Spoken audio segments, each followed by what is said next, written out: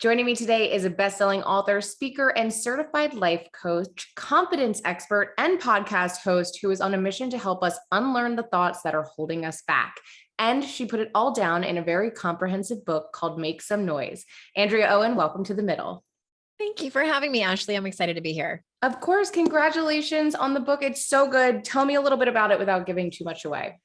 Okay. Well, the way I've kind of been describing it is, I've written two previous women's empowerment books, and I felt like I couldn't write another one without talking about sort of the elephant in the room. And that's the culture that raised us, partly because I'm obsessed with getting to the root of the problem. And I feel like our culture plays a big part in it, and how, we grow up to understand what a good girl is, and then grow up to understand what a good woman is. And it can sort of cage us in and prevent us from going after what we want. And how has the reaction been for this book compared to your previous ones? Yeah, I was nervous about it because it was a slight departure. I mean, I've been talking about it a lot on my podcast, and I wasn't sure, and it was very well received. And what I'm hearing is this is a conversation that we should have been having for a long time, but it's very relevant right now. And I'm not sure if more people were ready to hear it before. I would have been considered like radical, in the women's empowerment industry, but now it's more of a common conversation. Okay, so talk to me about your journey. How did you get here and become this, confidence boosting guru and kind of make a career out of all of this? Well, I didn't come out of the womb evolved and wise at all by any stretch, but I heard about life coaching around 2002 or 2003. It was quite a long time ago. And I was married to someone else before. I'm on my second marriage. And I was telling my then husband, like, this seems like such a cool career, and I think I'd be good at it, but I do think that you would need some life experience. And I was in my 20s then and didn't have a whole lot of life experience. So lo and behold, the universe is hilarious. And I found out right before, so my ex-husband and I were we were talking about conceiving our first child. We always knew that we wanted children, and he had an affair with our neighbor and got her pregnant. It was his way of telling me he wanted a divorce. Oh boy. So we split up, and it was awful. We had been together for a really long time at that point. And then I started dating someone probably too soon. And to make a long story short, I found out that I'd essentially been conned. He lied about having cancer, terminal cancer, our entire relationship, to cover up his drug addiction. So I was pregnant with his child. I found out the same week. And my life was upside down. I was 31. I was like, how did I get here? And so then I decided to get my life together. And I also got trained to be a life coach, which I'm not sure if it was the best timing, but I was ready and primed. And that was 15 years ago. And I just threw myself into personal development. I am so sorry that all of that happened, but it's a lot to unpack. But I'm glad that it got you to where you are now. Can you give us some of the tips or advice that you give in the book? Obviously, I don't want to give too much away because everyone should get the book and read it.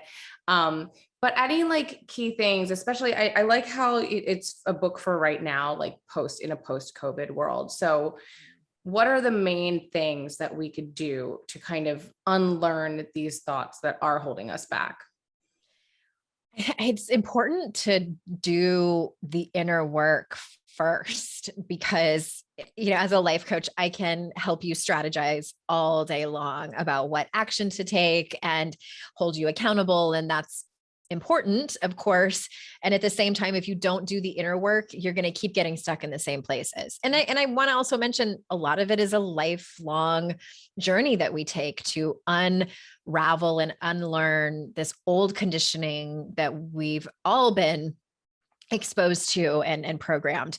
So, I start the book out talking about taking up space and what does that mean for you? What does that look like for you? And I give examples. And one of the biggest questions I ask, and I kick the book off at, with this, and if people walk away with nothing else, I would love for them to ask themselves the question of, what is my conditioning and what is my truth?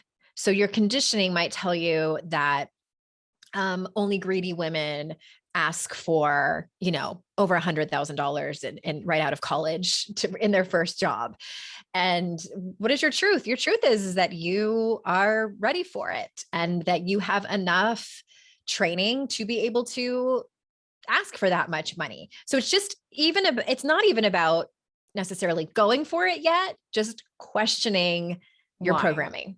No, and I do love too that there's a whole like financial section in this book, which unfortunately isn't something you see that much from a woman, like in, you don't see women talking about it enough, and you don't Yeah. see it in books by women enough. So why was this important for you to include? And Mhm. if you can throw out some of those tips, I think that that would be lovely. Yeah. Well, I think what you're getting at is like, you don't see it a lot in like traditional women's empowerment books, unless it's a book specifically about money, Right. which there are, books Of for course. women. I think there's probably not enough of them, but I just felt like I can't not talk about money. Like if we're talking about power, Right. and like, I want women to have more power, and the people that have the most power, a lot of times have the most money. And because they're the people that are making the most decisions. And so like, I want women to have more power and more money. So that chapter is also a conversation about power, because I think that they're inextricably connected. And I also, through surveying my community, women have a complicated, at least interesting relationship with power, for sure with money, but with power. So one of the tips I ask women is to define your relationship and your definition to power. What comes up for you when I say that word? Do you recoil? Do you want more of it? Do you have judgment against women who are powerful? Real quick, there was a study done in 2016. The Pew Research Center did research, and they asked men and women in the United States Mhm. to like, how do they rate certain qualities for men versus women? And the Mhm. word powerful was rated, I believe it was 92% positive for men and 67% negative for women. This was not that long ago. That doesn't. Okay. So still, in recent years, that was only 5 years ago, that we as a culture, as a country, view powerful women negatively. And that has everything to do also with money. So to answer your question and give you some more tips around that, I also ask women, like, what is your relationship to debt? A lot of us, and I'm not saying debt is bad. I don't believe that all debt is bad, but some of us have a really difficult relationship with money, but a beautiful relationship with debt, like a love affair with debt, and not a great relationship with investing. And, Fidelity has done some research and shown that women are very capable of handling like their home finances and like running the daily operations of their home, whether it's financial or not, but they tend to not ask questions and not invest, simply because they're uncomfortable talking about it. That's what needs to change. Right. And then it just becomes a spiral. And it's so Right. ironic because we all love Oprah. We all love Rihanna. Like we all admire these big, powerful women who are the richest women that we are looking up to. But then when it comes to our own personal, it's just like, it's not really a conversation. So I appreciate you Right. putting this all out there, and I appreciate all the tips. So I'm always curious, who are your go-to self-help gurus? Well, I think I'm biased because I'm trained and certified in her work, but Brene Brown, I mean, is the first person that comes to mind. I call her my fairy godmother. I've been following her since 2009, when both of my kids were babies. This was back before she was super famous. And I just admire her work so much, and her personality. And also John Gottman's work on relationships. Fantastic. Decades of experience and research. I tell my clients about his books and his research all the time. And then I also love to ask people who are specialists in your space, what do you do when you're in a place where you're kind of feeling like low energy, or you just need to kind of revamp and practice what you preach? How do you get out of that? Or are you always in a good spot? Oh my gosh, no. No, I'm not. And I think people that tell you they are Or might be lying? lying a little bit. COVID really kicked my butt. Like it did, I think, for many, many people. And what I have done, like I first check in to see if it's the obvious, like, am I hungry? Am I thirsty? Am I tired? Is it hormonal? Something like that, which it might be. And then sometimes it's my nervous system. Like I have generalized anxiety disorder, and I've been able to manage it a lot better than I did when I was in my 20s and early 30s. But it still crops up seemingly with no rhyme or reason. So I've just learned to welcome it in like an unwanted house guest, and I just surrender to the process. But it's the basics, honestly, Ashley. Like I ride my Peloton bike, I try to drink enough water, and I have to have 8 hours of sleep or I am a nightmare to be around. I prefer 9 hours, but that's difficult. But it's mostly the basics and just understanding my own physiology and listening to my body. Now, so your kids are what, like 12? They're older now. They're 14, just turned 14 and 12. They both just had birthdays. So happy birthday to both of them. Are they both super positive young people? You know what's so funny is like, I think that when you become a parent, you think that you're going to have these mini versions of yourself, and more often than not, you don't. They are their own people. My son is much more serious, and my daughter is interesting. Like she's introverted, but every once in a while, like we'll be out in public and I'll introduce her to a friend, and she's like, so almost like she's a different person. And I'm like, where have you been hiding? Like, Right. you're so articulate. And Yeah, she blows me away. And then with some of your clients, because you're still a life coach as well. Yeah. I correct? still Okay. take private clients. I love the work. So has there ever been any situation where you've been like completely stumped or you learned something from one of your clients that you weren't expecting when taking them on? Yeah, coaching is interesting. Like true life coaching is not consulting. Like we're not giving advice, and it's not therapy. Like we coach the topic that they bring. And so but yes, like definitely there's been times where a client has brought something and I have let them know like this is definitely a therapy issue. Most of my clients honestly are in tandem seeing a therapist and seeing me. Okay. They sometimes they joke like it takes a village. I have one client that always said that because she had, like a shaman and a therapist, a I want a naturopath. team like that. Yeah.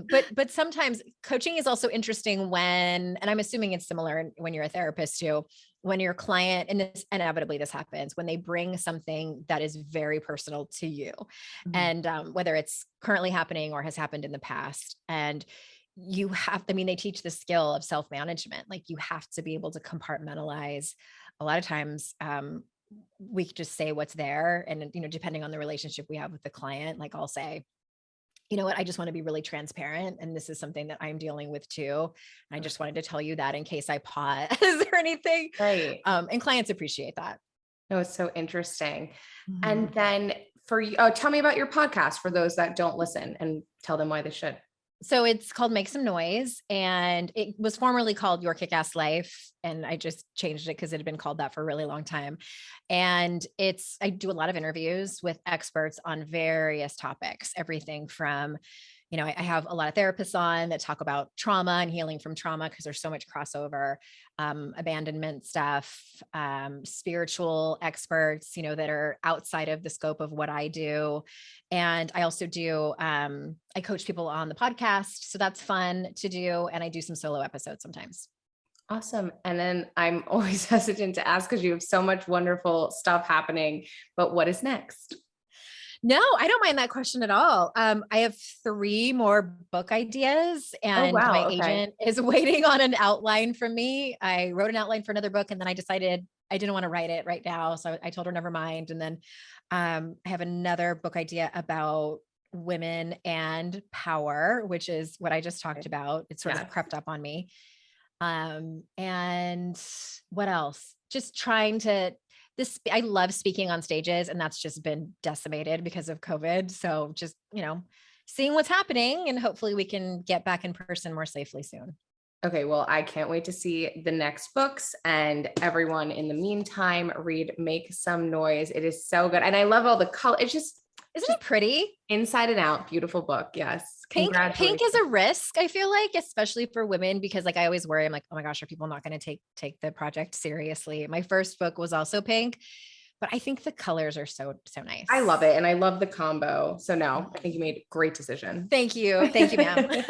Congratulations. And then where can people follow you? What is your Instagram? I'll put it up. Hey, Andrea Owen. And I'm on TikTok too. If anybody likes TikTok, I love it. I know I'm like a little bit older demographic, but there's a lot of people over 30 on TikTok. I will say there that. totally are. I'm on there. I need to get better at posting.